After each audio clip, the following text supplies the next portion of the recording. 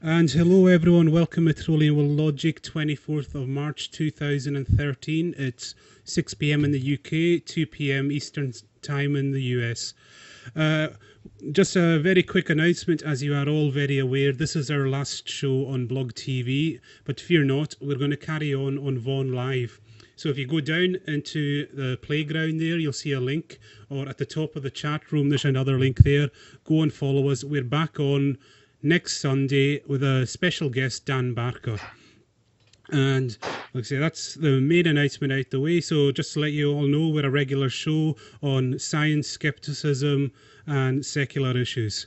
And like I say, if you do want to call in, the contact is Trolling Will Logic. Just add that to your Skype. Send me a PM with a general gist of your question, and we'll add you in time. Please don't call the show, as it'll just interrupt us. So, and also, like, by calling in, you're granting us permission to use your likeness. So please, no funny business if you see the recording, because we are uploaded to iTunes and YouTube later on. So very quickly, I'll run through our much reduced panel this week, but all good. And welcoming, as always, Marty. Hi. And Jay, you're not there right now, are you? No, we've lost Jay for a second, so I'll very quickly introduce today's special guest. You probably all know her from her video last year when she came out at the American Atheists Convention as an atheist. She's a former Methodist pastor, I think probably all her life. Went to seminary, the whole lot. And also, oh, sorry, I got distracted by something. And yeah, director of the Clergy Project, and also involved with the Humanist Association of Florida. So please welcome everyone, Teresa MacBain. Welcome to the show, Teresa. Thank you. Thank you. I'm glad to be here. Honored to have you. And I do believe we have Jay back. Jay?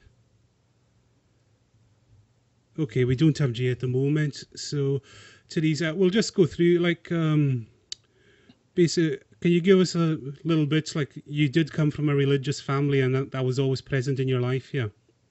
Yeah, that was. My dad was a Baptist pastor, so I grew up in a home as a preacher's kid in church, with the exception of this past year.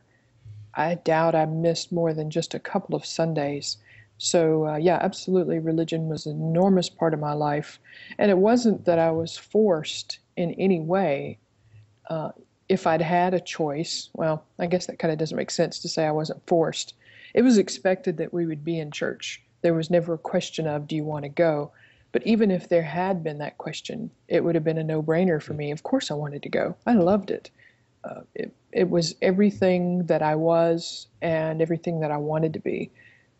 So my entire identity was a religious identity. And, you know, actually now I'm just beginning to learn how to separate myself from that religious identity. Yeah. And with that, are you still finding, like, I know it's kind of weird thing, even on Sundays, are you still kind of waking up in sort of church mode? Is that still there? Sometimes.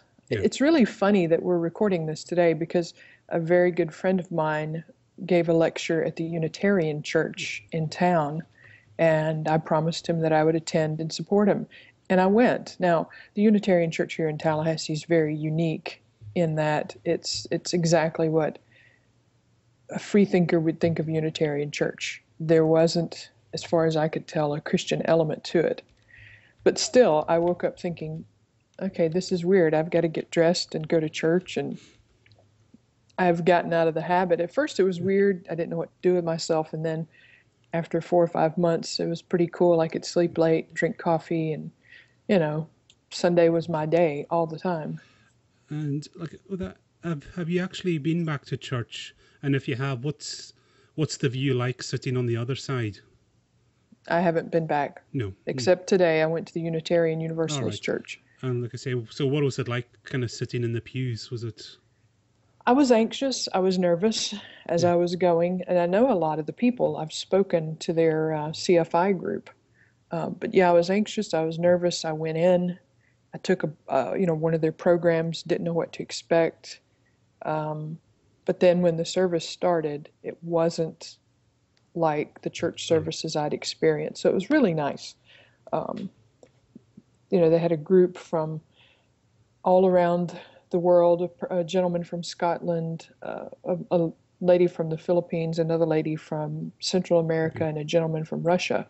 And they are traveling, and they sing these different songs from their countries. So it was really nice. I mean, it was nothing like any of the churches I'd ever been to. So my fears were not founded, but I was definitely apprehensive. I have a question for we have you. Gino. Hi, Teresa. Mhm. You speak about doubt and how Yes. the religions never accept doubt.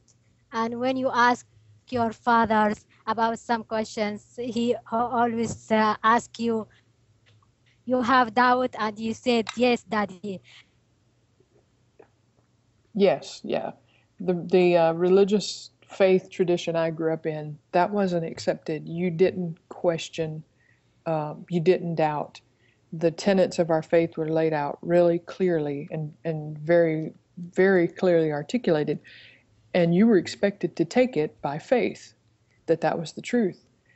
So when I started questioning in middle school, yeah, exactly what Jay just said. I was told that that's not what a person does, a Christian does, that God doesn't tolerate doubting and questioning, and it shows that I have a lack of faith and I need to grow and mature as a Christian so I'm not unfaithful. Or I have weak faith, would be a better way to say it. And that, essentially, if you've heard my talks before, from that point on, which was about the 8th grade until decades later, I ignored and suppressed any types of doubts or questions because, I didn't want to be a person of weak faith.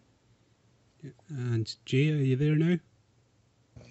Yeah, Carry on. this is the problem with the religions, all kind of religions, Islam, Christianity, on others. Never ever accept doubt.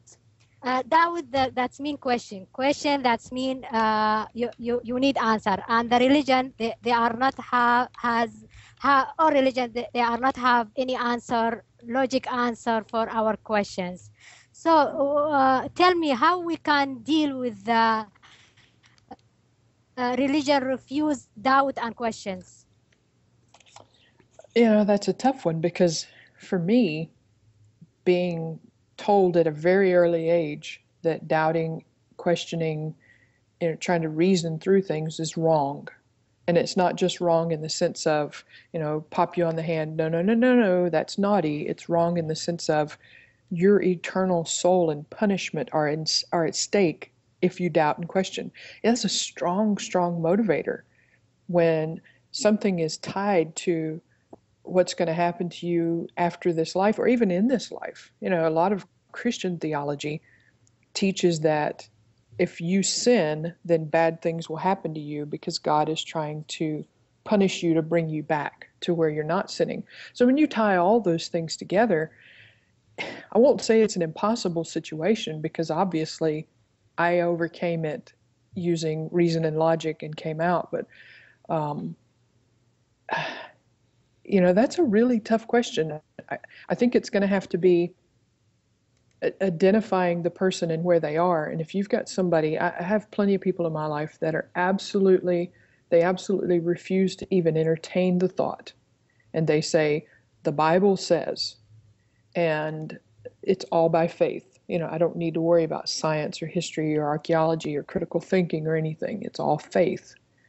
So when you have someone like that, I think you've got the cards stacked against you.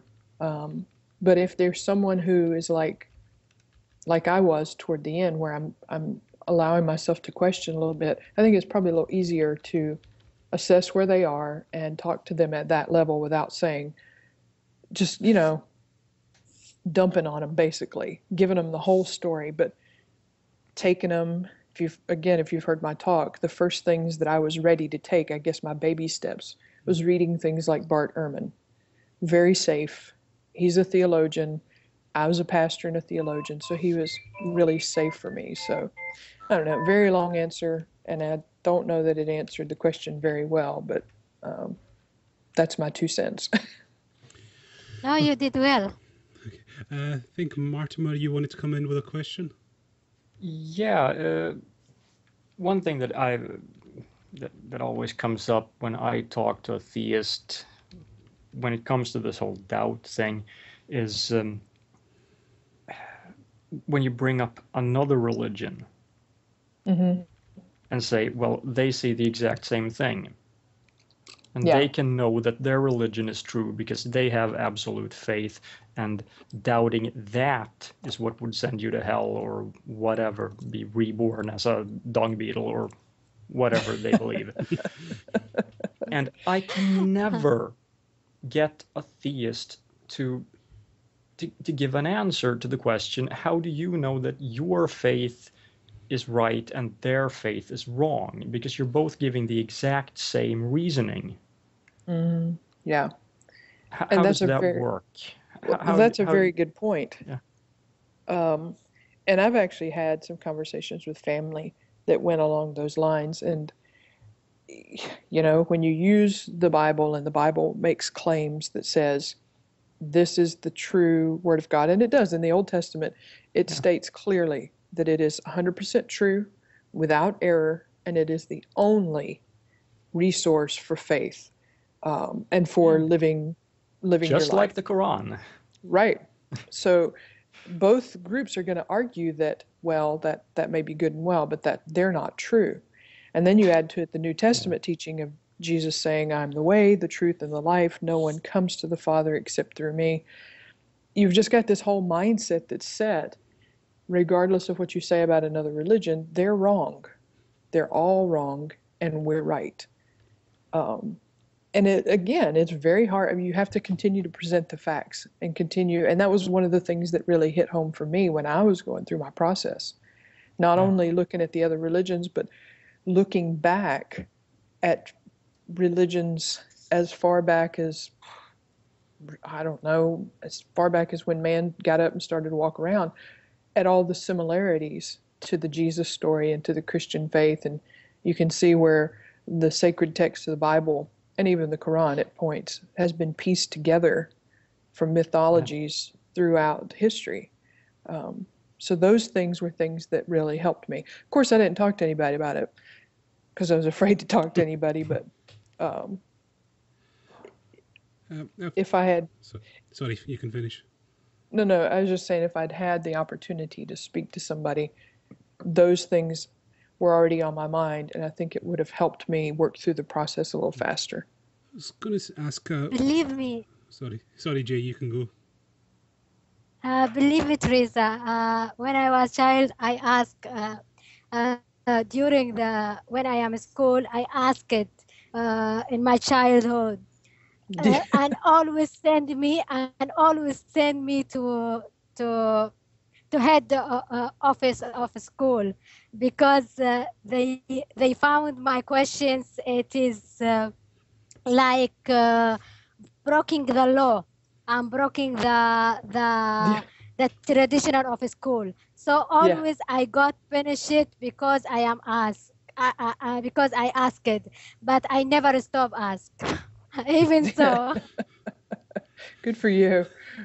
I was wanting to ask Teresa, when you were a pastor, like, what was your view of even other Christian denominations? I mean, were you pretty much like ours is the right one and everyone else is even to that level?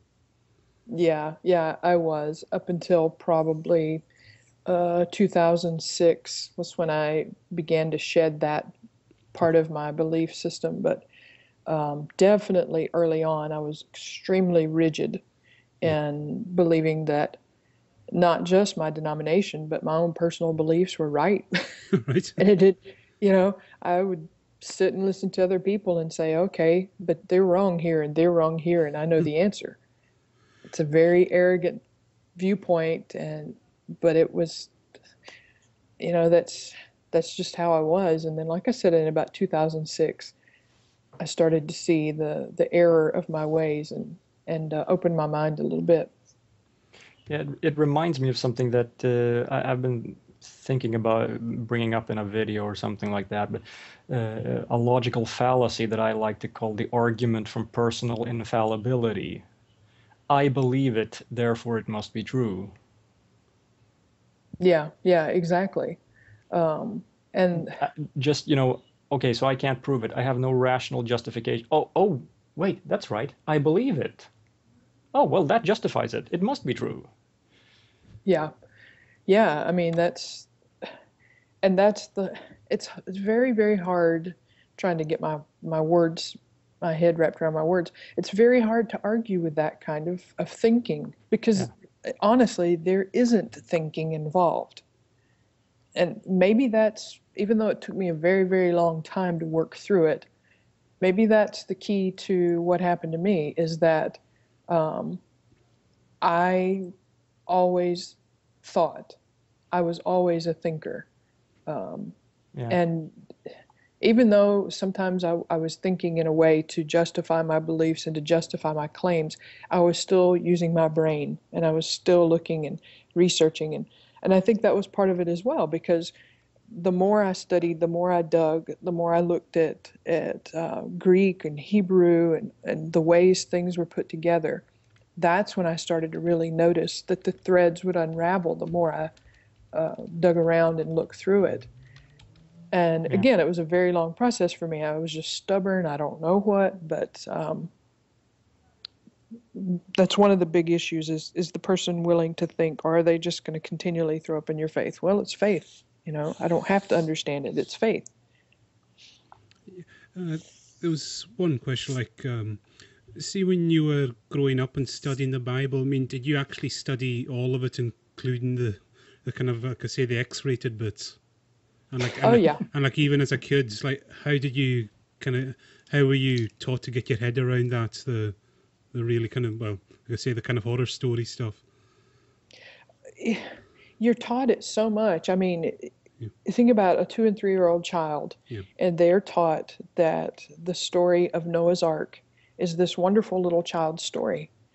When my kids were little, they were making Little People was the toy, and they made Little People Noah's Ark sets, and they're cute little people, and you play the game and you pretend, and so there's this amount of desensitization, or maybe it's just the fact that it's introduced as not being this horrible, horrific, gory story, and so you just kind of pass over okay, they marched 7 times around the city and everybody was destroyed except this one prostitute.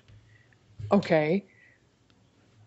As a kid, you just don't think about it. You sing little songs and you act it out, and it doesn't connect with your, I don't, maybe this makes sense. Maybe I'm just crazy. I don't know. But it doesn't connect with your brain as being something like, more graphically violent than anything you've seen on TV.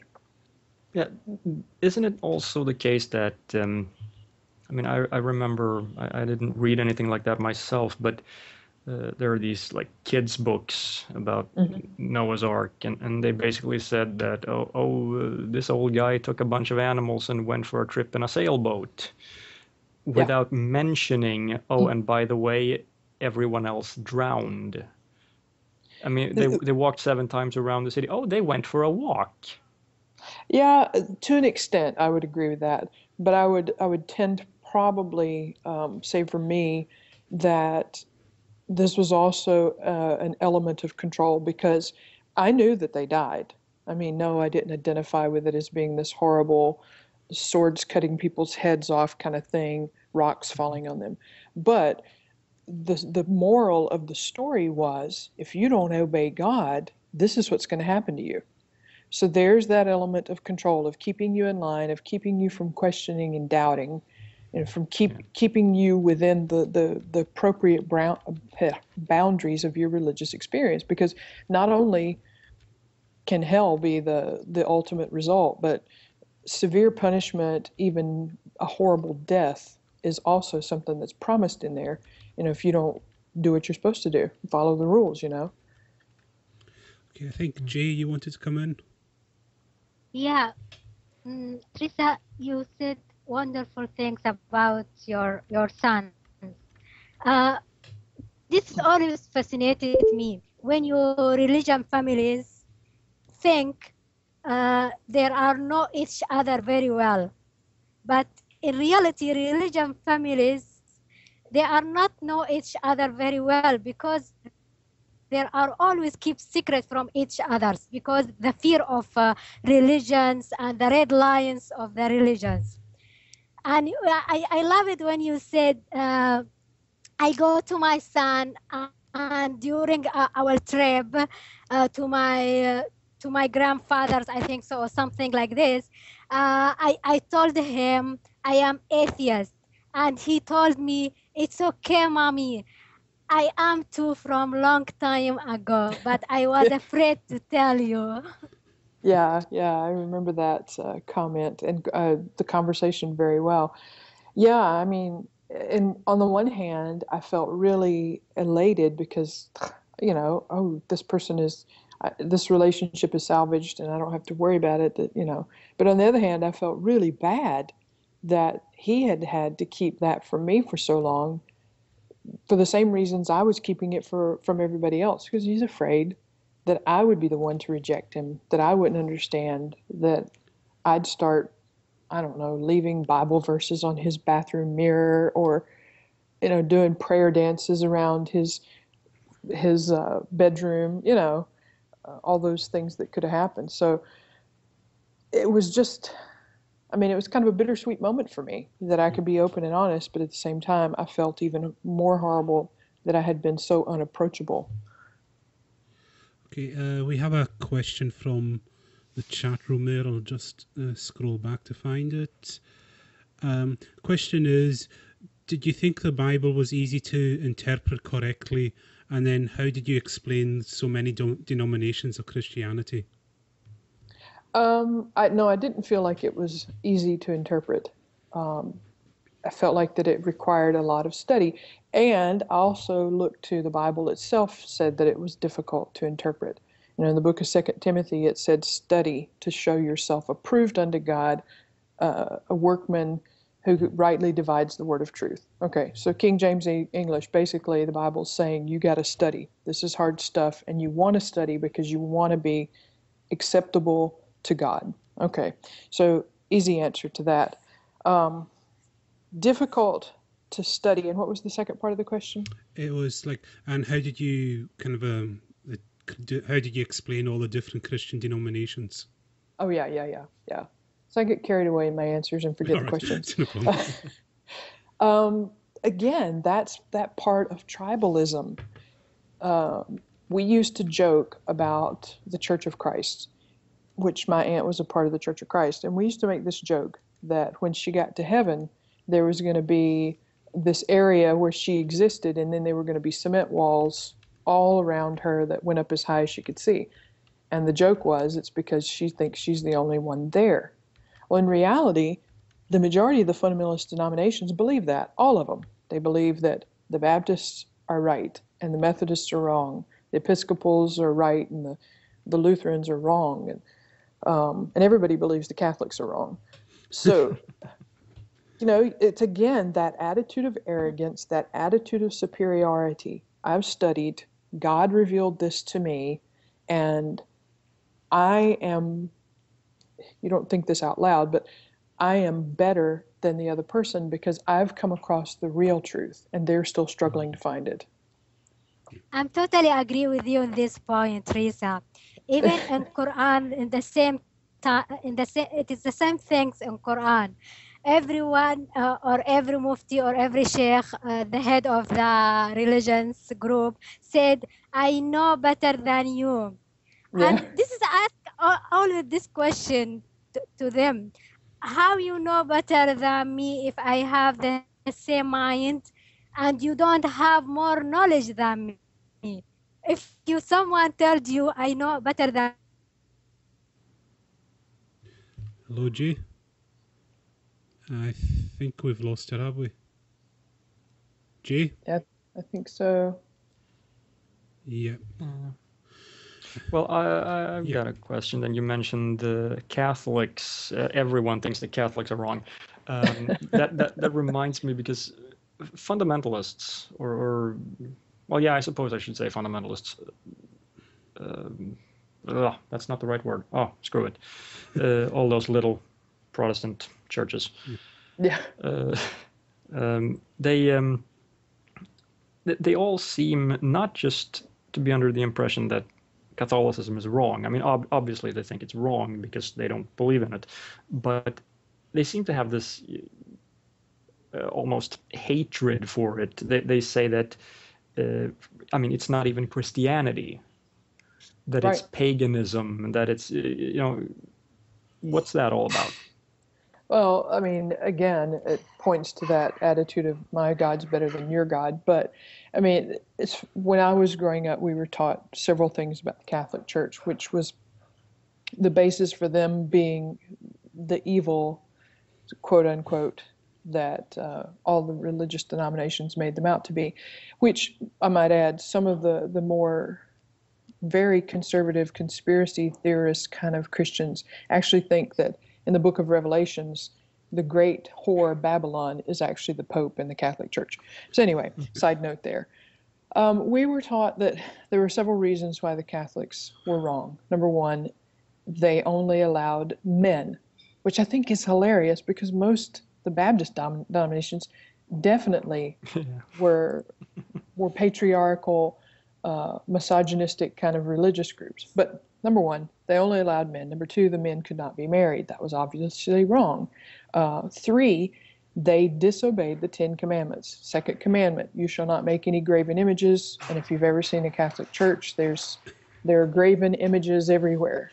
Even their cross had Jesus hanging on it, which supposedly was extremely wrong. And then, they confessed to a man. They didn't confess to Jesus. And they, oh my goodness, the worst of all is they pray to Mary as the co-redemptrix. So that, all these little things they want to pick apart when in fact, if they looked at their own selves, of course, this doesn't happen.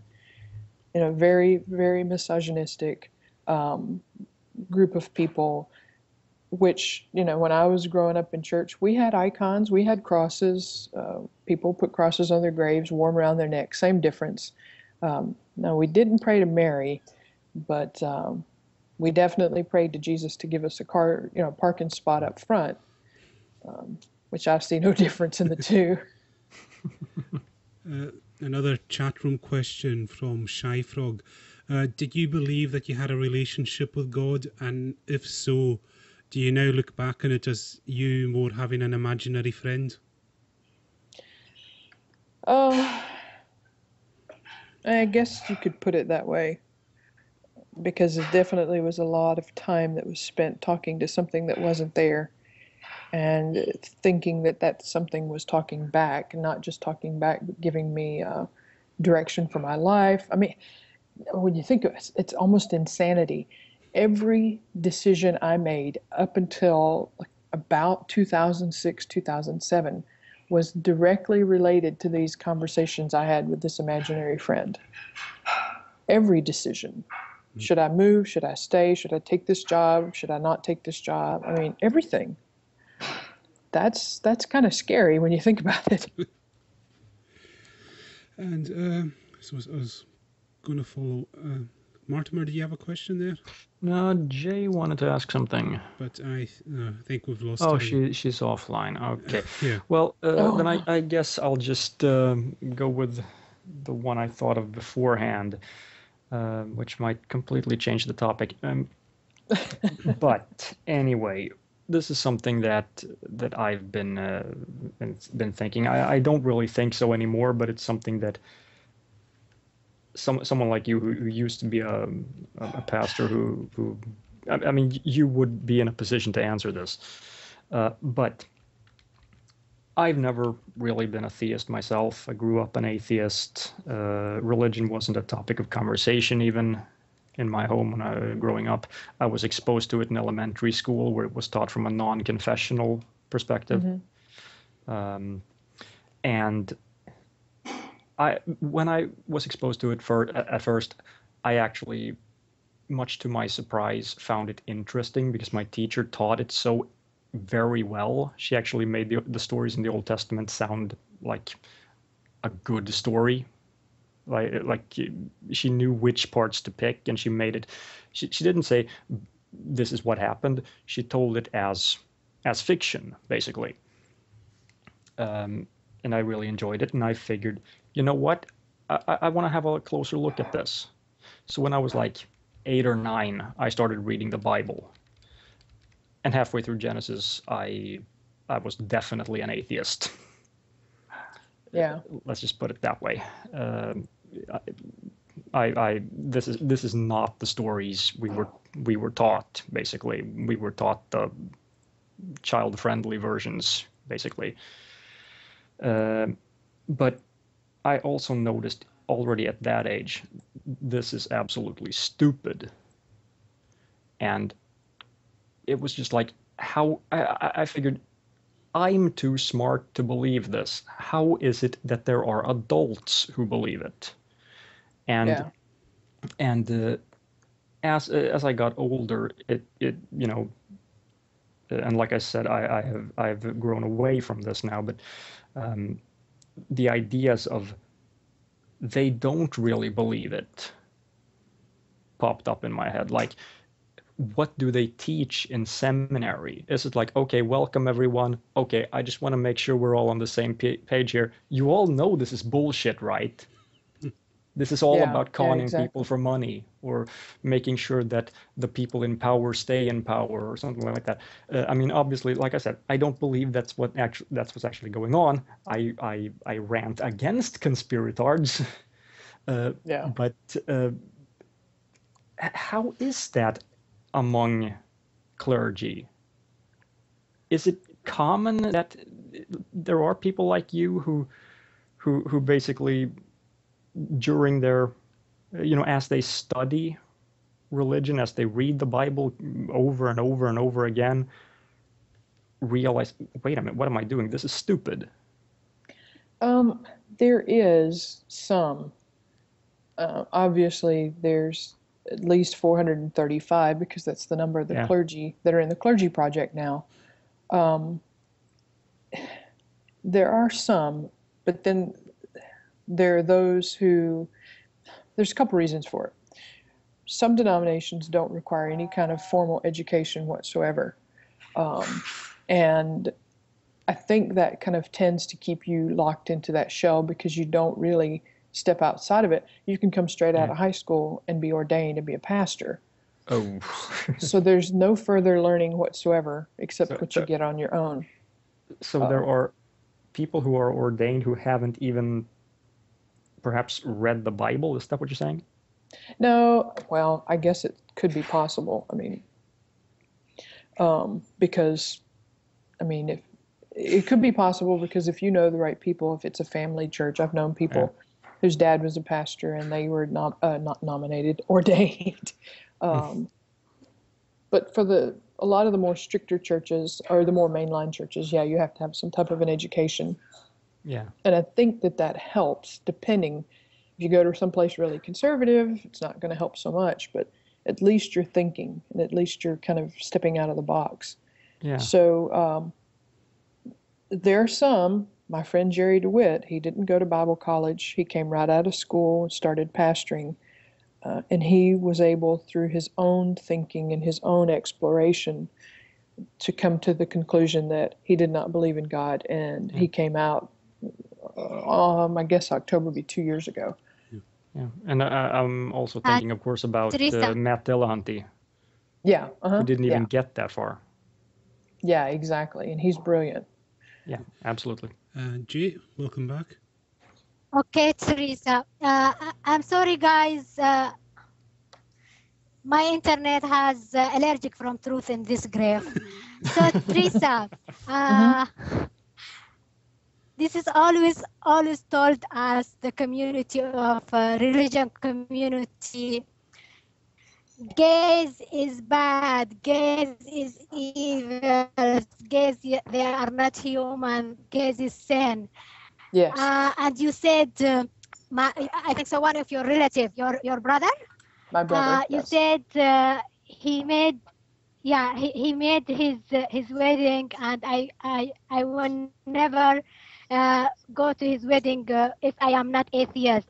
And even if I go, I will give him a lecture about religion. So this is the religion. religions, I found religions is separate people. Even people love each others. Religions separate them, separate the members of the families. So what is your feeling in that moment when you feel I have free will and free conscience as human being, as atheist, to share my brother's his happiness? Give me the indication of your feeling.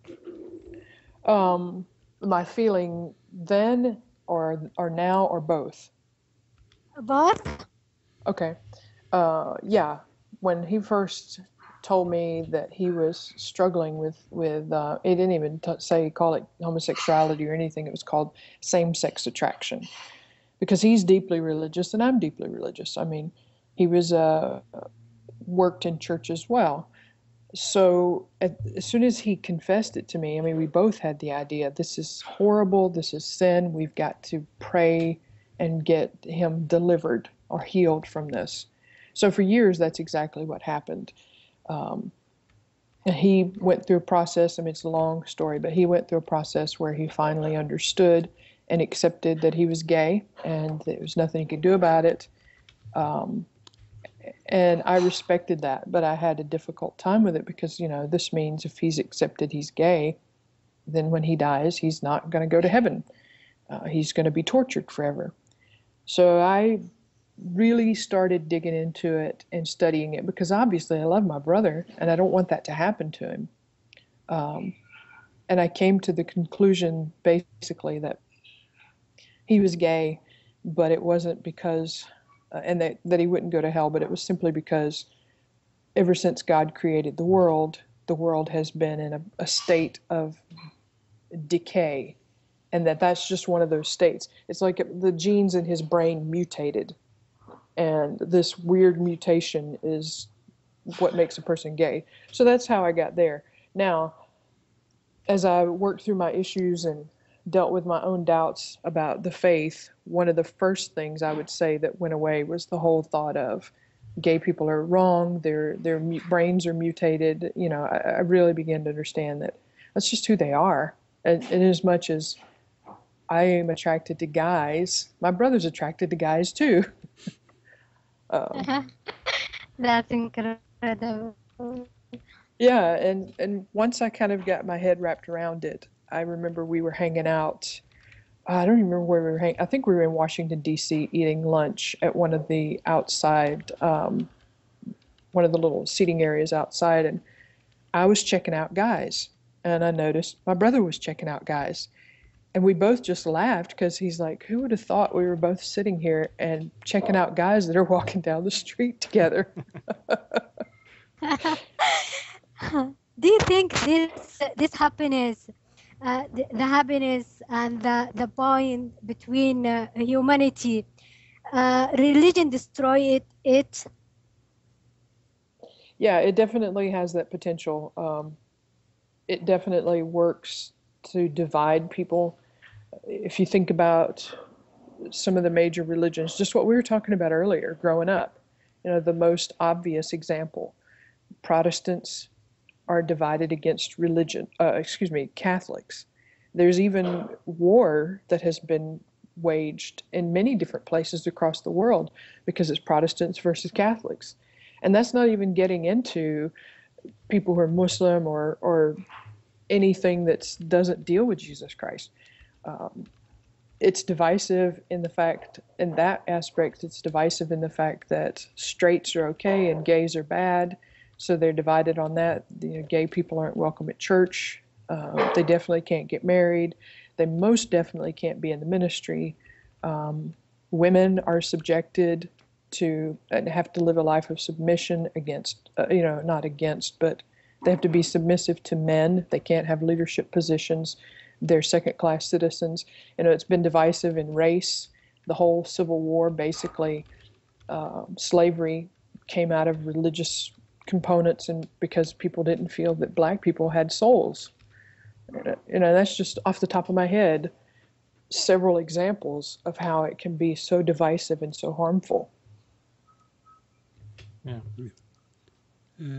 Jay, oh, we've lost her yet again. You mentioned this thing about your brother coming out, and you eventually. No, you said that. Yeah, you thought he was going to be tortured forever, at least at first. So how did you, or maybe it's your denomination I should ask about, explain the whole works versus faith thing? Well, here's the funny thing. The denomination I was a part of believed in eternal security, once saved, always saved. Yeah. So according to their own faith and belief structure, it doesn't matter what I believe now. According to them, I'm once saved, always saved. Now, of course, they won't tell you that, but I just find that humorous. And also, even if they believe homosexuals go to hell, if he was saved at one point, who cares, then how do you explain that? Right. Yeah. Well, see, that's just convenient kind of a theology for them, because then they can say, oh yeah, once saved, always saved. That means I'm in. But as soon as you mess up, as soon as you are a drunk or a drug addict, or you have an abortion, or you're gay, or you become an atheist, or you stop going to church, all that goes out the window, and you really weren't saved to begin with. Right. Yeah, that's the justification. If you truly believed this wouldn't have happened, yeah. Right, the old no true Scotsman theory, or argument. Got it. Yeah, it's just very convenient. I mean, they try to argue themselves out of a paper bag sometimes. Yeah. Okay, we've lost Jay yet again. So I just want to, can you tell us about the Clergy Project? Just give us an overview of it, like what's it all about, and like the things that you do, and also your own story, how it helped you. Yeah, the Clergy Project is an online safe house. It's confidential for active and former clergy people who no longer have any supernatural beliefs. It's a place that, like I said, it's an online forum, a support group of sorts, where a person who makes application and then is interviewed by a screener to make sure that they're not somebody just trying to get in there and out a pastor or something, that they're given access to this site and can go on and post things. I mean, it's just a standard forum site at that point. But what it is really, for me, it was the very first place that I was able to talk to anybody. And true, it's through writing and typing on a forum, and I could write anything in the world and say, this is how I'm feeling, this is what's going on, and not worry about it, because there would be those who would come on immediately and say, hey, I'm right there with you, or I've been there, or anything. I mean, they truly are there to support you. And as I said, I think I was about number 60 coming into the project in 2011, and now there are 435, I think, that are in there. And fascinated. Pardon? Sorry, go ahead, Jay. I said fascinated. Yeah, it's incredible number. Mm-hmm. It's absolutely amazing. I really didn't know. I mean, people who are dealing with things always say, I felt like I was the only one. I mean, I think that's just human nature. When something's going on in our life, we feel like we're the only one who's dealing with it. Even though we really know logically that that's not true. Well, when I came into the Clergy Project, I felt like I was the only one, and found then, I thought it was amazing, there were 59 other people like me. To even think there's 435 and there's more that are out there who just haven't heard yet, it's just absolutely incredible. There's a question from the chat room came up in relation to that.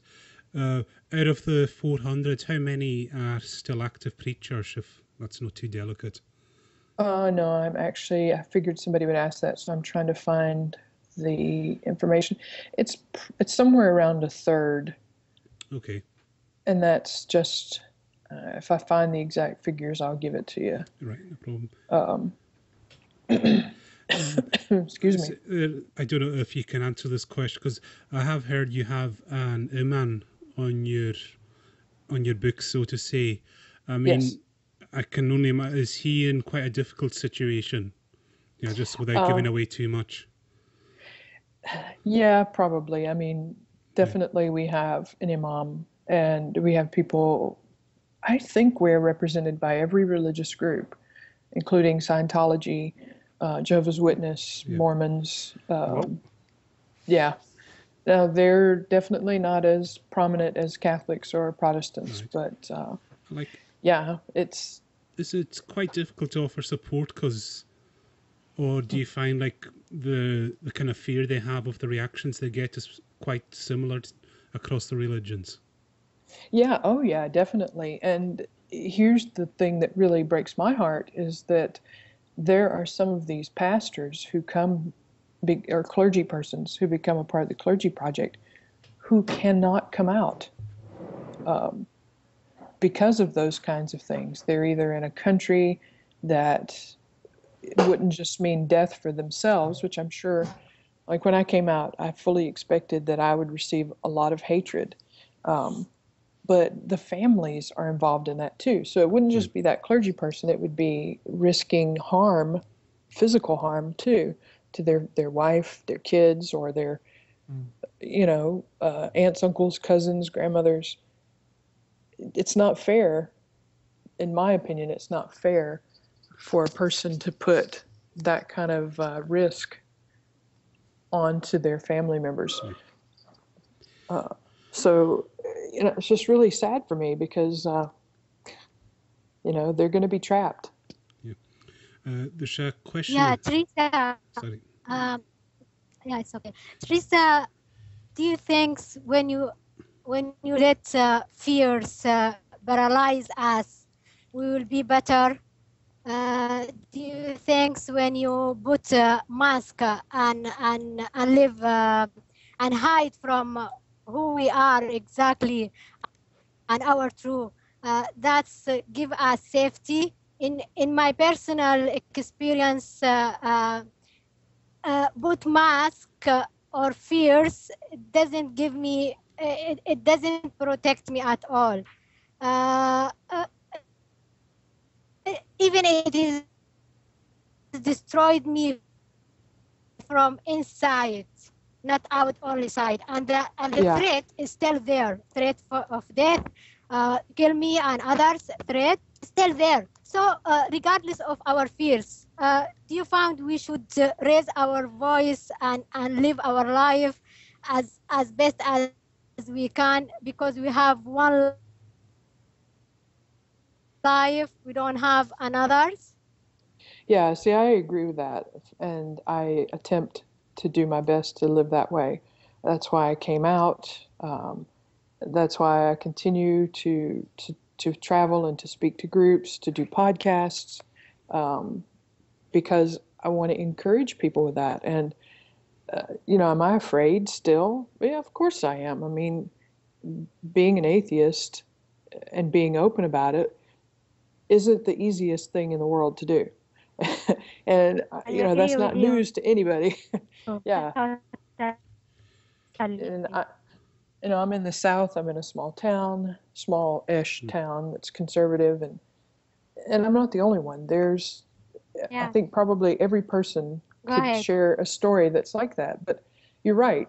Living with the fear that's eating you up inside, it's just, I think that's probably more damaging. At least for me, it was.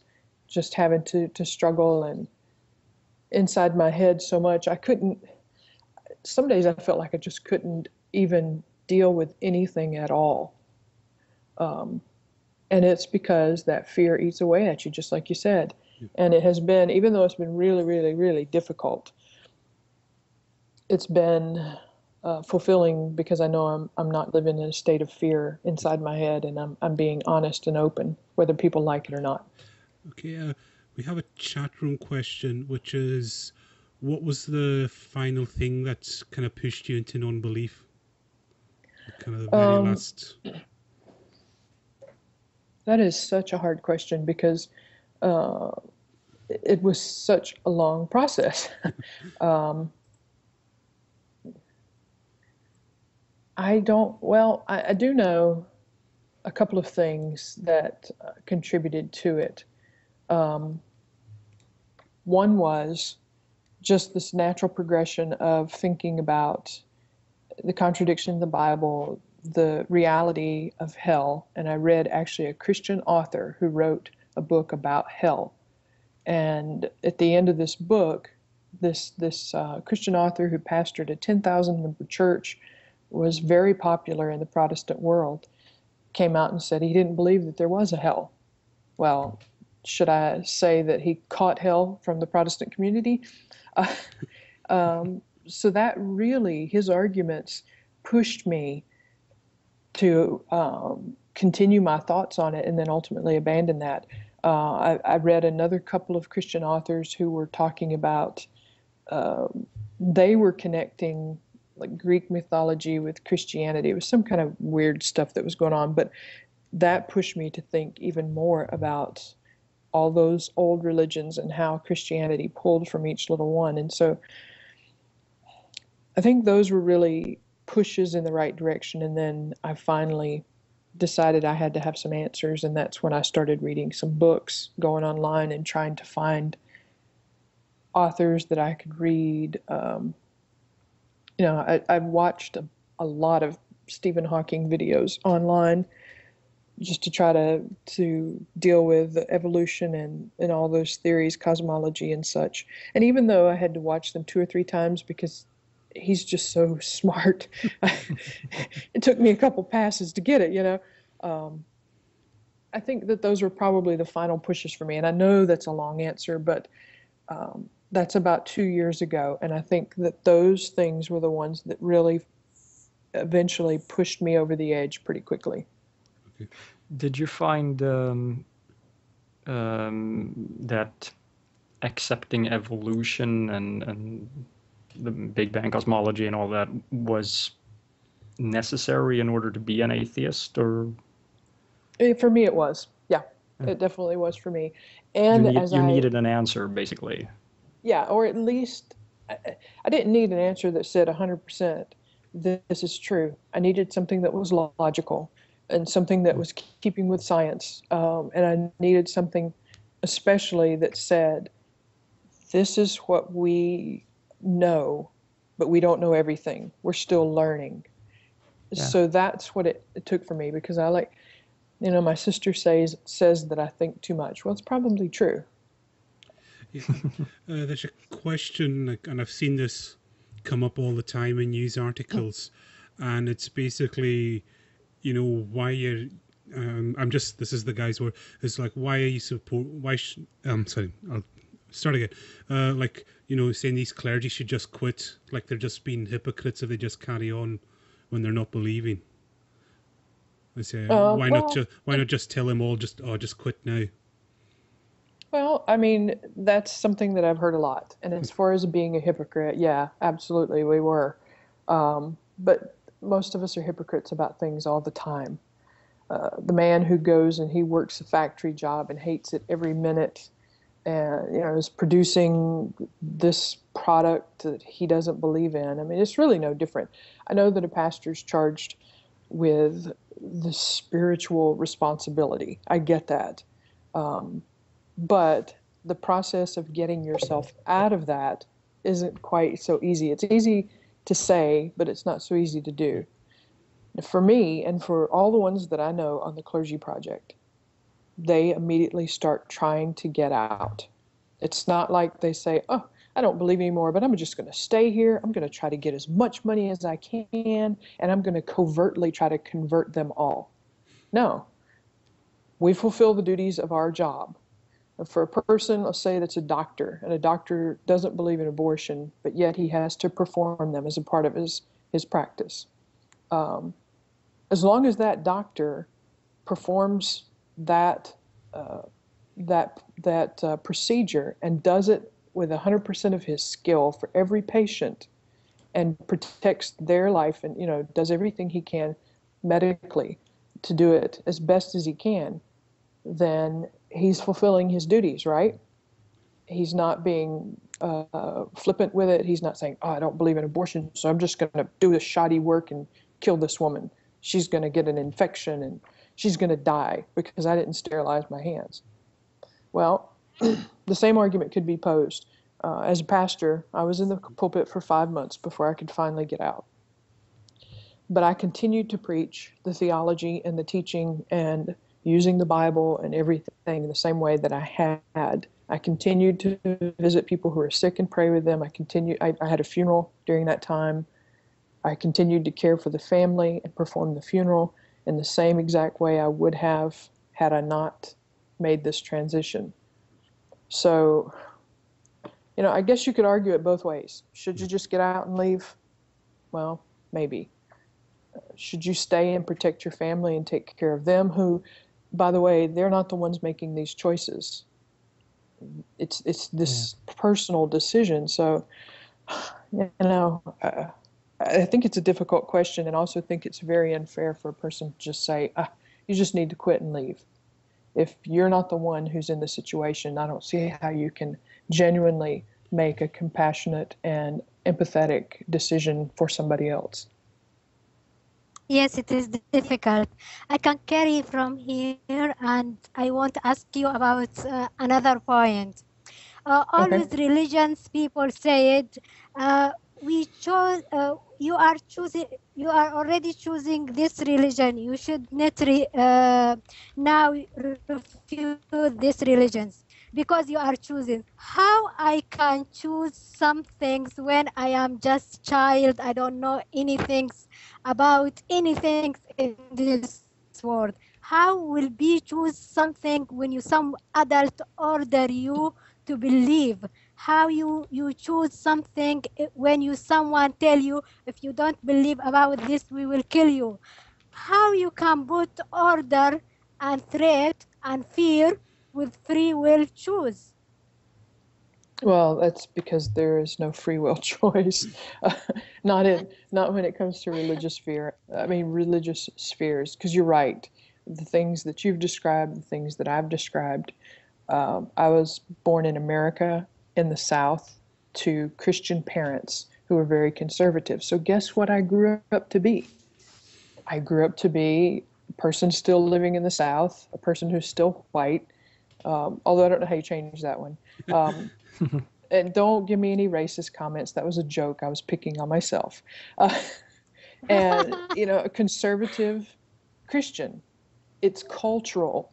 It's the way you were born. It's the way you were raised. Had I grown up in India, I'm sure the story would have been completely different. And again, the discussion that we had earlier about the programming that goes on from the time you're born to the little bitty cute Noah's Ark playset that minimizes the suffering point of it, emphasizes the point that if you don't behave, this is what God's going to do to you, and making it attractive to follow God because he's going to rescue you in his big boat, which is really oversimplifying the argument. But it is just a progression, a very well thought out, well crafted progression of desensitizing and indoctrinating people to their point of view, to their position in that religious view. Their abused childhood, really. Mm-hmm. Yeah, agreed. Okay, question from the chat room from Bod to Bits. Did you have the feeling that you'd wasted part of your life when you came out? Yeah. Oh, yeah. I still struggle with that. Yeah. Okay, that's nice and quick. Sorry, I'm going to check. There was another question. I don't know if someone misheard you. This is from Live Life. Do you think that there's no free will? I can't remember what it was you actually said. As far as what religion is, and again, my opinion, as far as what religion is saying, that you have a free will to choose, to just take Christianity. It's your free will that allows you to choose to accept Jesus. I think that a lot of that is not true because you have been so inundated and indoctrinated with the theology and given this ultimatum of, well, if you don't believe, then the results of that is going to be a perilous torture, burning in fire, this horrible, horrible thing. Well, if that's your only two choices, if you're standing in front of somebody and they say, either you eat this Twinkie or I'm going to shoot you right now, I'm going to eat the Twinkie. I mean, I hate the crazy things. I don't even think they're real food, but I'm telling you what, I'm going to eat it before somebody shoots me or stabs me or whatever. So when you think of it that way, I guess, yeah, you do have a choice, but the chances that you're going to make a different choice are slim to none. Okay. What did you think about it when you still believed? When I still believed, oh yeah, I thought it was free will. That's what I had been taught, and the free will was exercised in this way. My free will, I accepted, and I'm right. Your free will, you denied, and I'm so sorry for you, but I have to do everything in my power to change your mind to save you. Really, we are so sorry when you say religions people this. We are so sorry for you. You are not sorry for me. You are accept books, holy books, Quran or other books, and said I will be in hell in eternity, and you won't kill me in this life too. So how you be sorry for me? This is ironic statement. I hate it when you religious people say it. Yeah. Yeah. Yeah, it's Exactly. kind of like how I'll pray for you translates to fuck off. I know. Tell us how you really feel now. Yeah. There's a question from Polly Chaser. It said, is there anything in particular with your belief system that you struggle to let go of, like idea of an afterlife? No, I don't. Not in that area. There are other things that I don't know if I struggle to let go of them, but I miss it. And in some cases, it would be easy to know that there was somebody out there listening who cared and I could talk to and they would help me make my decisions.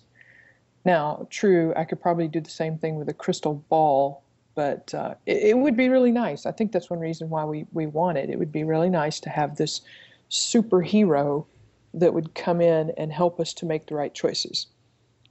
So yeah, I think that's something that's attractive to most people, but it's pie in the sky. It's not reality.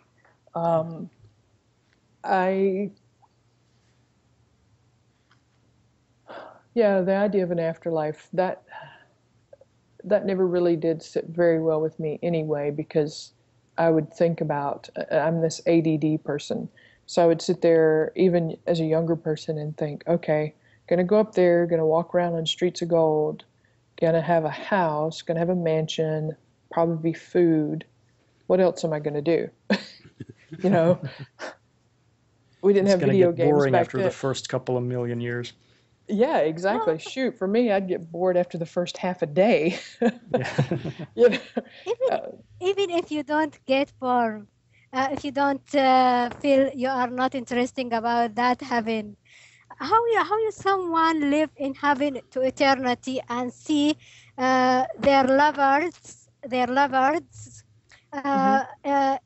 in hell for eternity?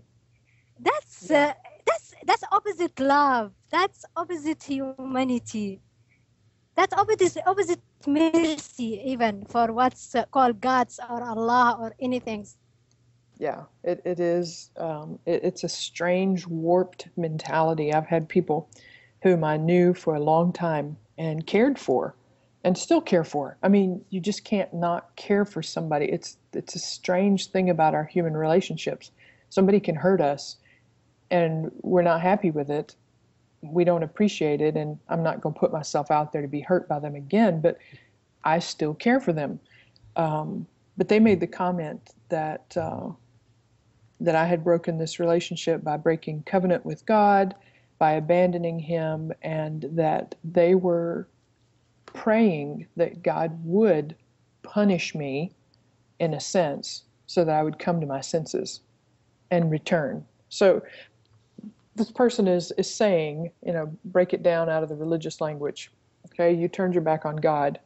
All right, that means I can't hang out with you anymore, even though I've been your friend for this X number of years. And to add insult to injury on that one, not only am I not going to hang out with you, I'm praying that some kind of horrible thing is going to happen to you so that even though you may be paralyzed for the rest of your life, at least you'll come back to God. That's love with condition, love with obey. Obey me and I will love you. If you don't obey me, I will put you in a hell for eternity. That's Exactly. kind of love. It's the psycho kind of love. Really? Yeah, Doesn't it and also say somewhere in, maybe it's not in the Bible, maybe it's in some of the texts that didn't make it in, I don't know, but that one of the pleasures of being in heaven is that you get to watch the sinners being tortured forever. I think that's in one of the apocryphal books. But yeah, even though it's not in like the approved canon, Protestant canon, the idea is still represented by the people and what they believe. Yeah, don't even get me started on those other books. Those are horrible, evil books. Yeah, I've had a look at that's a one of couple the of things. them, and they're kind of funny. Yeah. That's I why. can't remember the one that describes hell with, what was it? People who have abortions will be, have their dead fetuses crapping into their mouths or something. It's just, yeah. It's pretty sick stuff. Yeah, I was in a questioning phase when I think it was the Gospel of Thomas came out, and everybody was in an uproar over this. This is an extra biblical writing. It's apocryphal, and it's not a part of the canon. And so they started using good research to debunk the whole thing. I mean, they were just ripping it apart, going back, and I'm sitting there thinking back. Of course, I wasn't thinking it then, but thinking back, I'm like, why don't you use those same methods on the scripture and you'll come up with the same conclusion, Exactly. That's just crazy stuff. And that's another reason, by the way, Catholics were wrong, because they read all those books. There's another question from Live Life. He is saying, do you think religious fundamentalists will get more extreme in their views as we progress with human rights and equality? Of course. Not everybody, but I think they have no choice. Yeah. They're basically being cornered, isn't it? Yeah, they're losing ground. Everything that an atheist or an agnostic, even a deist, represents it is a direct affront to them. And for Christians, religious people, to come out to say, this is the process we've used and this is why we no longer believe, to have clergy people come out and say those very same things, I think it's putting them in a corner. And when you get put in a corner, you just become angry and you lash out. And I think, that's going to happen even more. Yeah, I think so. I agree with you on this point. As a human rights activist, I found this on the ground a lot. People ask me why you speak and raise your voice for sake of gays. You are not gays, but I am human being. Yes. I don't need to be gays, belong to gay community to raise my voice for them, because there are human beings and I am human being, so I should raise my voice for them. I am raise my voice for women, children, and others. It doesn't matter. My issue is I am raised for human rights, not for that person. So they are not Exactly. afraid from that. They are so afraid from that. There are things religion will religion will go away when human rights become reality. But if you are think logic and fair, they will find human rights respect everyone rights, including them. But there are not say that from that angle, and that's really sad. It make me sad. Yeah, I agree. Right. There was one question going back to your kind of coming out, and compared to like some of the other members of the Clergy Project. Do you feel your coming out was maybe easier or harder than some of the other people? Because I know in comparison to Jerry, like who I've had the pleasure of speaking to briefly, just how did you think your coming out went? I mean, I think the circumstances were different, but I don't think I don't think that they were very much different. I think we've all kind of gone through the same things. We're both without a job for a period of time. Both of us had family that completely abandoned us. The towns where we live became basically just I stayed in the house for a good period of time because I didn't want to go out. I knew I was going to be confronted. I couldn't deal with it at the time. I was so depressed about it. Continually for me, and I think I've heard Jerry say the same things, the issues of emails that are horrible. When I turned the email account off, I got regular mail that was just absolutely horrendous. Voicemails where people are threatening to harm me, harm my family, rape me, wishing these evil things to befall me, like I said from this other friend, hoping that God would punish me in some way so that I'll return to God. I mean, just horrible. Then the news, of course, goes into,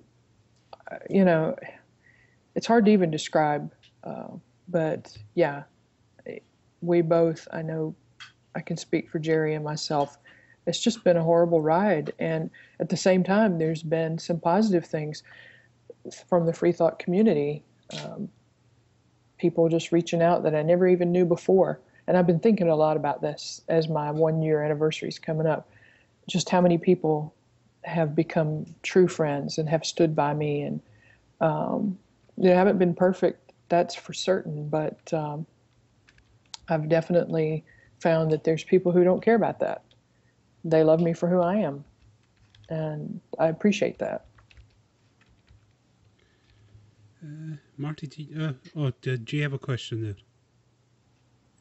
Yeah. Do you think free thinkers will be more available in real life, especially among teenagers and children? Because my concern always it is children, because I believe our duty as human being to protect children right to protect them from any abuse, religion abuse or other abuse. But in reality, I don't find that chance to do that. My concern, how we can protect children from adaptations of religions and others awful issues in religions, like hate each others and just feel like the other child it's evil for the other child beside him or her. How we can approach them? Well, when it comes to kids, that's a very, very hard thing, because in America, the parent has rights over that child, and the people and the government really have rights to step in, as far as I understand, in cases of physical abuse or sexual abuse or neglect. And if that child is being raised, like I was raised in a Christian home, and my parents were good parents. They were very conservative Christians. They were strict in our beliefs, but they provided for me very well. They loved me and took care of me and provided a good home. So in that kind of situation, that's the ones that are really difficult, because the parent, their parental rights allows them to do that. So the question is how do you deal with that? Well, I don't know, honestly. That's one of those things. I guess you'd have to prove that there's harm coming to that child. And I mean, that's really, really, unless you outlaw religion, that's just not going to happen. So some of the things we can do, well, we can make sure that our states and our public school systems provide a very well-balanced, science-based, non-religious education that includes things like a comparative religions class. It exposes the child to a bigger world than in what they exist at home. Make sure that they have opportunities with groups within the school, that there are not just church groups that meet after or come into their schools, but there are 4-H or science clubs or, I don't know, other groups we haven't even thought about, that the kid is able to get exposure. So do you think that school, do you think the school will get the lead in this part? Because individually we cannot do anything, but school as the place of education should do that role.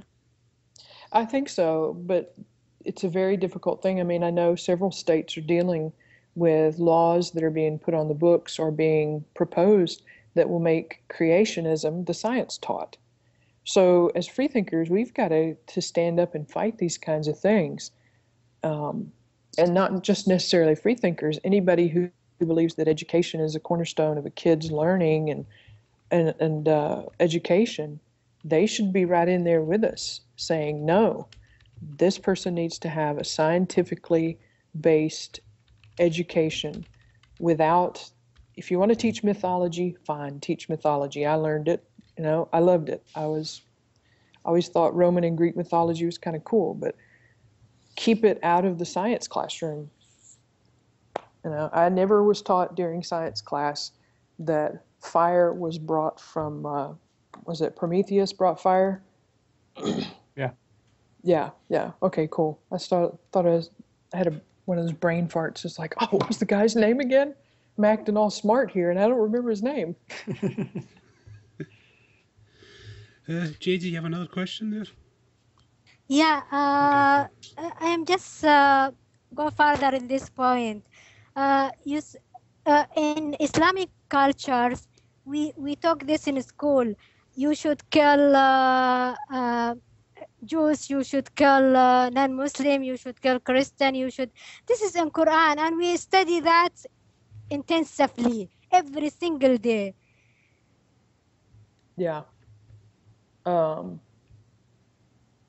Yeah, I mean, I don't even know how I would deal with that, because for now in the within the Christian world, there isn't this idea of we're going to kill you, we're going to kill you. I can't say it wasn't that way in the past, but at least physical violence isn't a part of it, aggressive physical violence. But yet in the Muslim world and radical Islam, militant Islam, that's a very real part of it. And just like you said, kids are raised thinking this is what you do, this is the way you live your life. And Jay, isn't it that young kids are a part now of, don't they actually take part in some of these violent things especially the boys at an early age? Looks like we lost her again. Yeah. Okay, so I think that's right. Somebody online can send a message on the chat room and tell me whether that's right or not. But, that's another one of those toughies I don't have an answer to. Yeah. What I'm thinking is basically just show them that it doesn't work.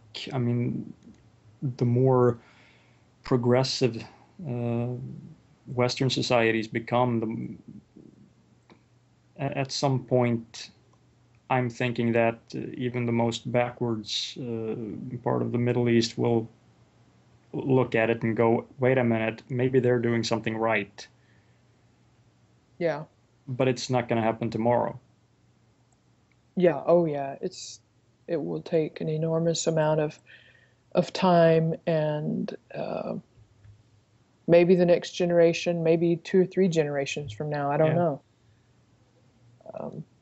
It's taken this long to just get this far. Yeah. You know, when it affects everything you believe, that's pretty difficult to overcome. Yeah, absolutely. And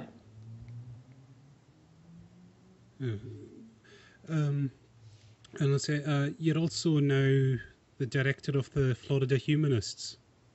Yes, I am. Yeah, so can you tell us a little bit about what your day-to-day work is in that? Yeah, that's actually a really neat position that I think, as a former pastor, I'm perfect for the job.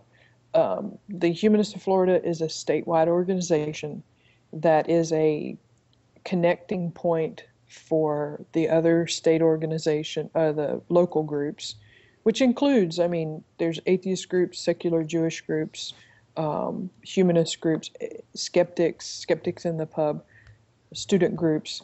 They're all kind of connected under the Humanist of Florida. And what we do, and what I do, is a meeting and talking to these local group leaders, trying to offer them training and assistance.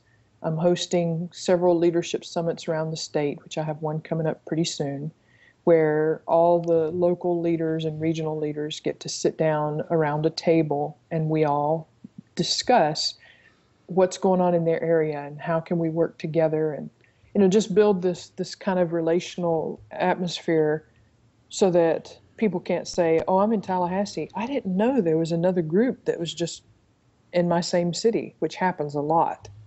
So we're building all these relationships. We're trying to offer training and resources. I'm available to speak to groups, to do humanist, celebrant, weddings, funerals, whatever kind of services. My ultimate goal is to offer resource manuals on fundraising or group development, and just all these types of things. Plus, I mean, I just talk on the phone to a lot of people every day, and I like that. I was going to ask, have you ever thought about maybe, now that you're with the Humanists, have you ever thought about becoming a celebrant with them? As kind of, I'm just guessing it's skills you can transfer quite easily to it.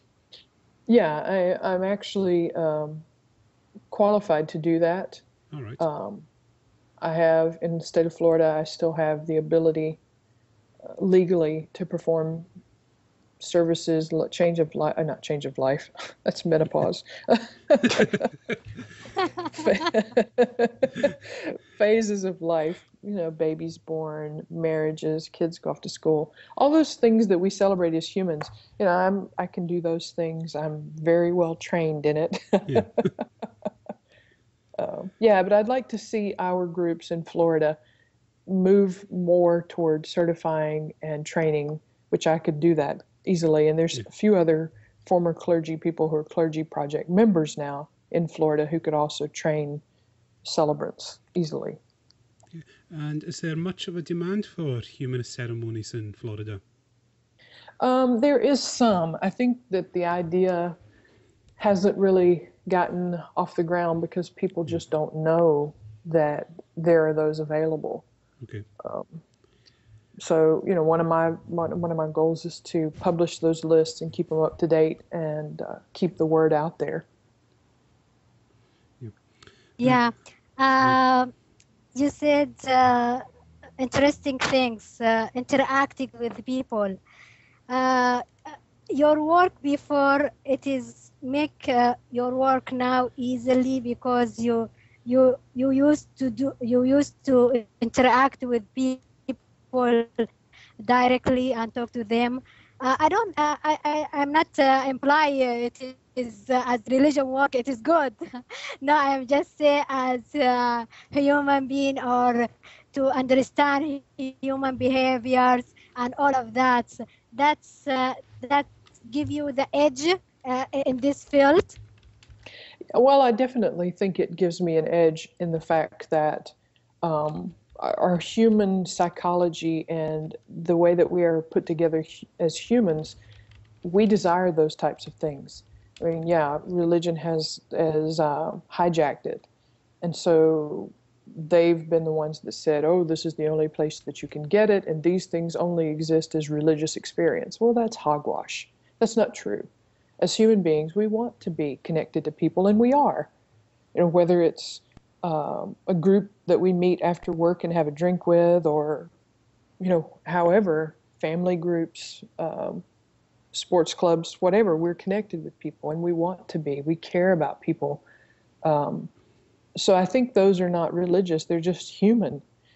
And the things that a religious organization offers, we want those and we can have those. We just don't have to threaten people with torture for eternity to have it. So I think that my training, my education, and my experience in offering and building this type of community, I think it's just perfect. I won't say it was a match made in heaven, but you know.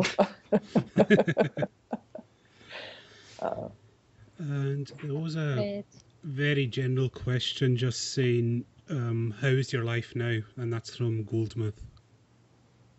It's better. Most days it's better. The hubbub has died down for the most part. My family, you know, I'm back in the town where I've always, well, you know, in Florida, and most of the time I go out and I don't have to worry about anybody saying, oh, there she is, you know. I haven't been confronted by anybody like that in quite a while. So, you know, some normalcy's coming back. I've got some friends now within our local free thought group, and that's always helpful. So, like I said, most days. Then there are some days, this last week, I've had some pretty rough days where I just wanted to stay in my pajamas all day and not do anything because, you know, I think the grief phase after you leave religion, especially when it was deeply entrenched, I think that phase of grief lasts for longer than it's lasted longer than I thought it would. Okay, see, I thought there was another question. Oh, sorry, there is one I got via Skype in a PM, and it's from Belzar. Have you had any contact from ex-Muslims in Europe regarding setting up a clergy project over there, or anyone international in general? Yeah, we've had some folks international that I definitely know, but we've not had anybody wanting to set anything up in a different country. They just become a part of this one. Now, one of the challenges that we've faced is a language barrier. You know, how do we talk to people from Brazil who speak Portuguese, or from the Middle East where they speak Arabic? That's a big problem. It's a good problem. It means that people worldwide are beginning to find out, but you know, it's something that somebody's going to have to take some language classes, I guess. I don't know. Okay, and did you have a follow-up there, Marty? No, I don't think so. I think, well, a bit of a comment, I guess. Yeah, the language thing is obviously a problem, but at the same time, I think it sounds pretty good that they want to become part of the same group instead of having different groups all over the place. It is, and it's really a neat thing to see. There's people worldwide coming together, people not just in Christian and Catholic denominations, but from every religious, from a majority of the religious traditions and beliefs. And everybody is coming together, and there's not division, and there's not fighting, and there's not saying, oh, mine's better than yours, no, mine's better than yours. It's like when you take that religious ingredient out, people can sit down together and actually have a conversation. Yeah. And yes. you know, we don't fighting through logic. Yeah. Yes. Yeah, and exactly. We don't have to agree, and we're not going to. I'm sure there are things that I've said that people who are listening and that you guys are like, no, I don't agree with that. well, fine, we're free thinkers. You can think the way you want. I can think the way I want, and we can still be friends. Okay. Yeah, You know? absolutely. There's another question from Belzer, and he's saying, is there a difference between, so how is Florida north and south of Orlando when it comes to fundamentalism? North of Orlando is definitely more conservative.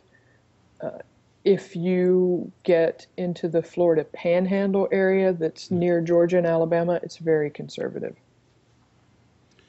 Okay. Yeah, I'm not familiar with the geography there exactly. I know what the Panhandle is, but Orlando is just kind of Central State, Walt Disney World. And then everything south of that is really, really, for the most part, very liberal. Fort Lauderdale, Fort okay. Myers, Okay. yeah, Miami, Key West. Okay. Yeah. There's a question from Shy Frog as well, and how does fundraising in Teresa's organisation differ from when she was in the church? Any qualitative differences? Fundraising, yeah, there's differences. I mean, for one, I'm not attaching an eternal supernatural benefit to you giving your money. If I were, it would probably be a little easier to get it. But you also know, if I tell you that your money that you give to the Humanists of Florida is going into a grant program for new affiliate and local groups for students, then you know, okay, that's where the money's going. And you also know what's going to happen with it. It's going to be a real, physical, tangible benefit. You know, it's not going to be going for me to send a teenager to Africa so they can convert people. Yeah. And there'll be some supernatural reward. You know, it's something real and tangible, and I think it's easier to get donations that way. I was probably going to ask about that. How, like, looking back, like, did you do much charity work as a pastor? Like, oh yeah, so, yeah, I did a lot. That was. And like, how do you feel now, looking back on, like, I don't know if you raised money for missions. How do you look back on that now? I did raise money for missions. I participated in a lot of missions overseas, Central America, South America. And, you know, while there was always this part attached to it that what we were doing, we were going to do these good things for you, and then we were going to have church services. I still, even though I don't agree with that part, I still agree with the part that what we were doing there, establishing feeding programs, repairing homes, building wells, whatever it was, those things were good, and I don't regret those. I just wish that we could have just gone and said, hey, we love you, you're human beings in need, we're human beings who have the ability to help you, so that's why we're here. Okay. I think Jay was going to say something, but no. Surprise, surprise, she's disconnected again. Marty, do you have something to come in with there? No, I don't think so. Well, I guess the whole charity thing, if you donate to a religious charity, do the people running it like take a part of that, or how does that work? You mean like a percentage goes straight into the church kind of thing? Yeah, because I mean people give tithes and stuff like that, and they expect, well, you know, churches do charity work and stuff, but I'm thinking the priests get paid. Yeah, they do. I mean, in the church, that's exactly right. The church sets up a budget, and each piece of that budget is accounted for: salary, church expenses, light, water, whatever. Now, you can also do like any other nonprofit, and you can say, I'm giving $1,000 specifically for this mission, and 100% of it goes to that mission. Now, nonprofits are set up the same way. A nonprofit does fundraising, and part of that's going to pay my salary, and I really appreciate it. But they're also these other things that according to the budget and the goals of the organization that the money is going to go to. And again, you can give your money and say, this is going for scholarships for those local startup student groups, and 100% goes to them. Or supposed to. Just like on that, like the charities you're involved in, were they also the abstinence-only ones in Africa? Was there any of that that you were aware of? No, that I was aware of, no. Yeah, because I know it's something that's been brought up a lot, like the funding of abstinence-only programs in these countries. Yeah, most of the things that I was involved in were very, very, very poor countries like Nicaragua, in one of the poorest towns. It was things like getting sanitation and basic education out here. Yes, we set up some schools in an area that was near a landfill where people lived. Yeah. Families, etc. lived, and they had no way to learn. We set up computer labs where they could learn to speak English, because if they could speak English, they could make $20 a day as a translator, which is a lot of money down there, Yeah. Kind of following on from that. Hi again. Oh, Jay's back. Hi, Jay. I'm so sorry, my computer or my net get L from facts. So I don't hear anything. I don't hear anything what you said, but I will carry from education. Education and education and education. And what I mean education, I mean real education. Science and logic and real education, not blah, blah, blah of religions. Education is the key, in your opinion. Personally, I believe education is the key. Good education and high quality education is the key to progressive and develop human being as a human being. Yes. Because it doesn't give you only open mind, it gives you two wonderful tools to think as you want and to analyze as you want. So, your opinion. Yeah, I agree with you. I mean, a good quality, well-rounded education from early life on up through college is the key. And I understand that there are some people who may not be as intelligent as others. And that's something that happens. I don't know why, and it's nothing we can control, but that doesn't mean we can't educate them and teach them to think. Thinking doesn't have to do with how smart you are. And I'm not terrific at math, and personally, I hate math. But I can still think. And thinking, for me, education and this critical thinking is what we have to really promote and encourage, and actually, be advocates and activists in our own local communities to make sure that that's what's happening with our kids. We've got to fight for children because nobody else is going to, and they don't know any better. Yes, I agree with you totally. By the way, intelligence, it's a different types of intelligence there. You don't need to be perfect in math to be intelligent.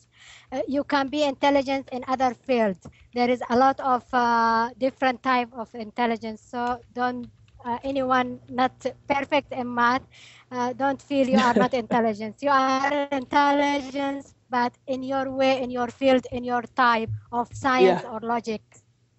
Yeah, exactly. I agree with you. Thank you. We've just got 15 minutes left, so anyone get your final questions in as quick as you can. Like I said, 15 minutes to go. So I think it was just my question's gone now. Just when Marty or Jay, do you have further questions? Well, I'll check with the chat room. Okay. You said, go ahead, Martin. Go ahead. No, I don't think I have anything to ask. I think I've asked my main question. So you go ahead. Okay. You said, Teresa, there is upside downs in the feeling when you someone be so in religion and after that come out. Yes, I agree with you on this point, but in general, you. I don't know about you. I will not speak behalf of you, but I feel I'm not religion person from my childhood, but I feel with atheists, you find your peace as human being with your conscience. This is a very important issue. When you make your conscience meet your mind as human being without that conflicts from religions to hate someone or kill someone or pray against someone. Do you think that's gain and that's win? It deserves, in my opinion, it deserves every fight and every fear and everything. What do you think? Yeah, I mean, again, I mean, it's one of those. You guys ask really, really hard questions.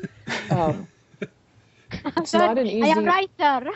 Yeah, you are right. I mean, it's a difficult thing, and it takes addressing each person as an individual, which I think one problem with religion again is that it's not an individual thing, it's a mass mentality, and you have to line up and follow with the mass. But we should be seeking to do things individually and approaching people as individuals, recognizing that we are all different. We can gather underneath one single banner and say, okay, yeah, we don't have a belief in the supernatural, and we're committed to this course of action. And we can gather into that, and we can all be different, and we can be individuals with it. And for me, that's one of the greatest things that I've experienced over the last year, is just this ability to be who I am and to think for myself and to develop and to grow and to learn. And, you know, I have a lot to learn.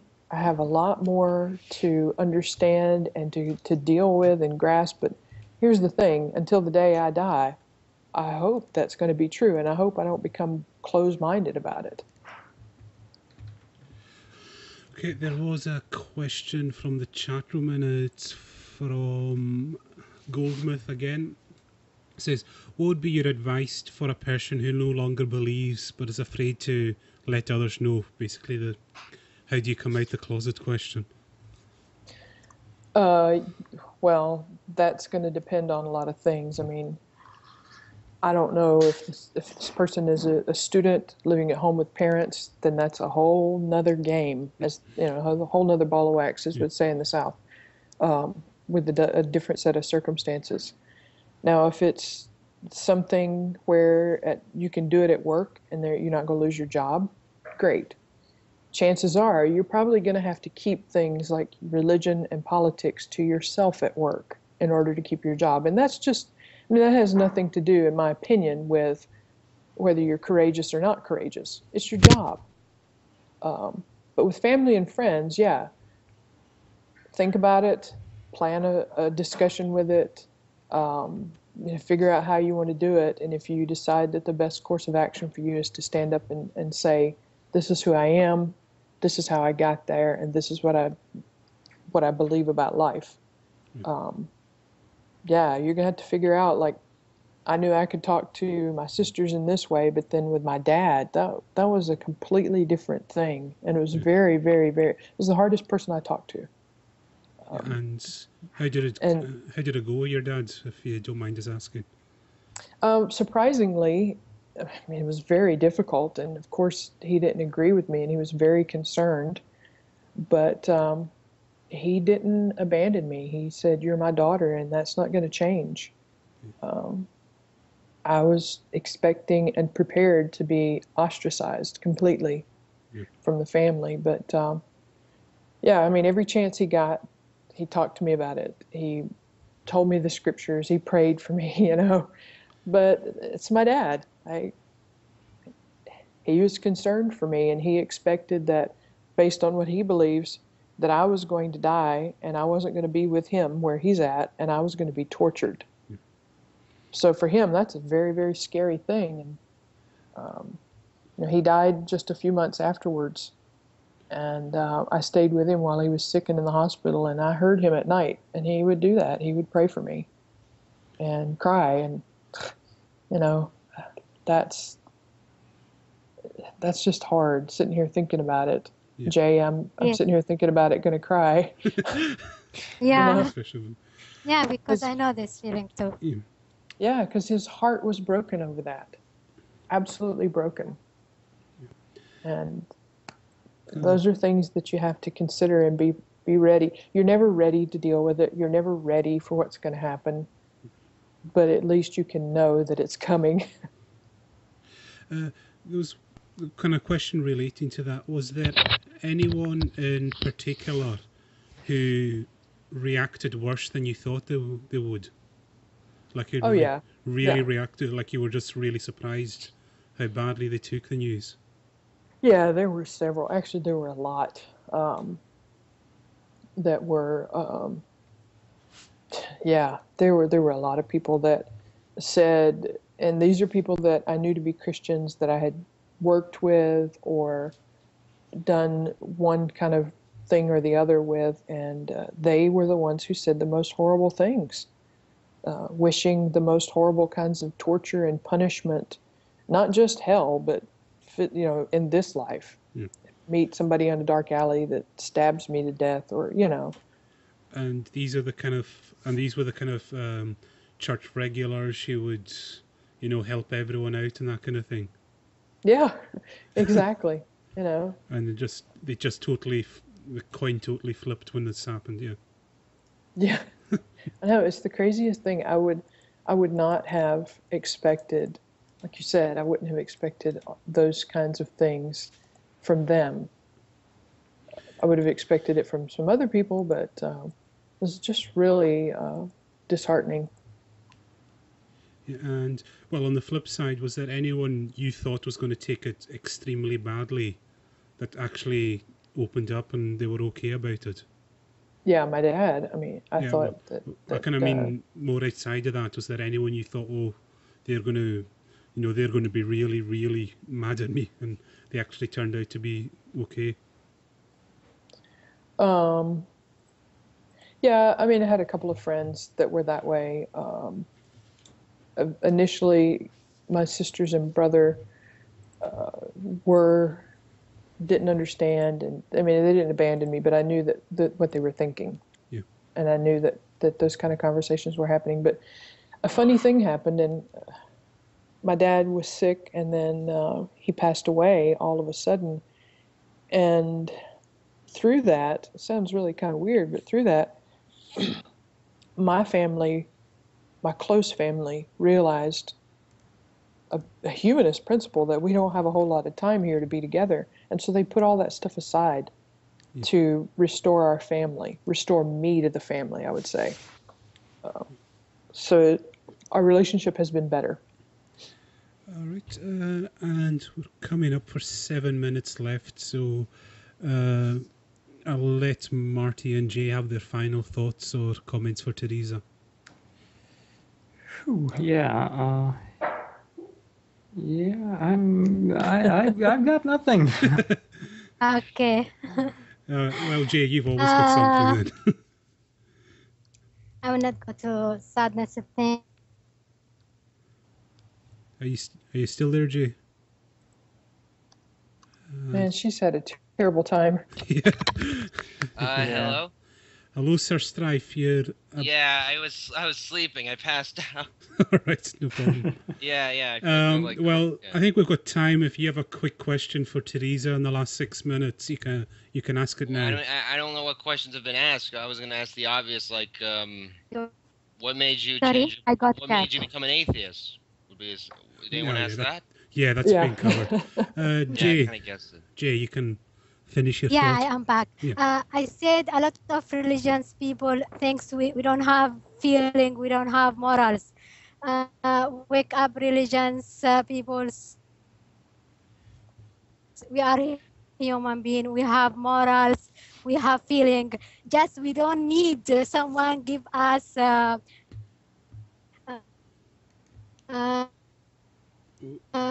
You're cutting up, Jay. Yeah. Well, I absolutely agree. Yeah. We don't need paradise.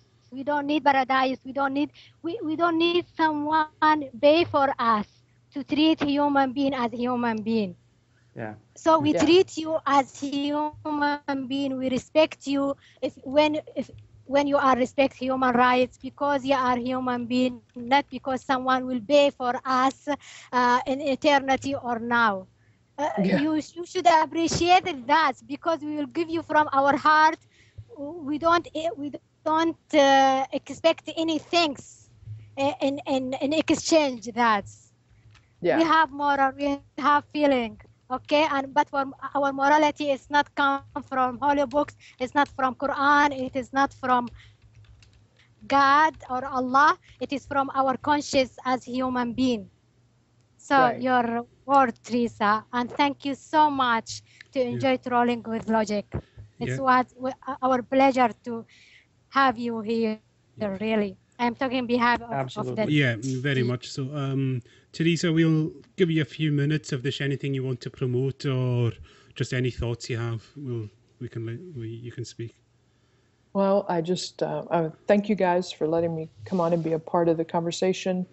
Again, if you happen to be a clergy person and you're in the position that I found myself in last year and a half, go to the clergyproject.org. You can find a lot of information there. If you're not a clergy person and you're religious, there is a group, my friends, the executive director, recoveringfromreligion.org. You can get a lot of information and support as well. The Humanists of Florida, if you happen to be a Floridian, please go to the Humanists of Florida, check us out. I would love for you to come on and help us as we try to do many things in Florida, one of which is good, solid science education for our kids. That's a big thing that we fight for and one of our main mission points. Besides that, I mean, my big thing I always tell everybody is think for yourself. Don't let anybody else tell you what you're supposed to believe or think or do. Very true. Well, thank you very much, everyone, for tuning in. Just once more, this is our last show on Blog TV. As of next week, we are going to be on the service Vaughan Live. That's what we're broadcasting with. And next week, we have someone Teresa's familiar with. We have Dan Barker coming along. Yes. And we're very much looking forward. He has one of the distinctions of being the most requested person people have wanted on the show, and we finally managed to track him down. So very much looking forward to that. So everyone, please go below. There's a link in the playground underneath the chat, and there's also a link above the chat, so you can't miss it. And we'll see you all there next week on the show. Also, if you have any points you wanted to raise with us, but you couldn't, you forgot, contact at Trolling with Logic. If you're a podcast listener as well, please contact us on that if you have questions. Contact at trollingwithlogic.com. And yes, Goldmouth, there is a chat function at the new site. So thank you very much, everyone in the chat room. A big thumbs up for Teresa for taking the time out. And a big thank you to my panel. And we'll see you all next week on Vaughan Live with Dan. Good night, everyone. See ya.